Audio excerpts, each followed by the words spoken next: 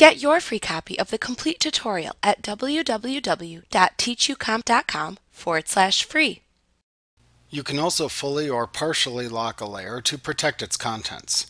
When you lock layers, a small lock icon appears to the right of the layer name in the Layers panel. The lock icon will appear with a small pixel image next to it when only the transparent pixels within an image are locked, and it will appear as a single larger lock icon when all pixels within the layer are fully locked. To lock pixels in a layer, first select the desired layer in the Layers panel.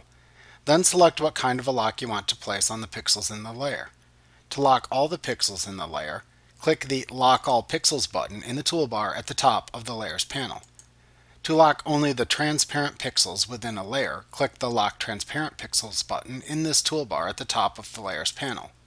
To unlock the locked pixels within a layer, click the same lock button that you originally used to lock the pixels in the layer once again. Like what you see? Pick up your free copy of the complete tutorial at www.teachucomp.com/free.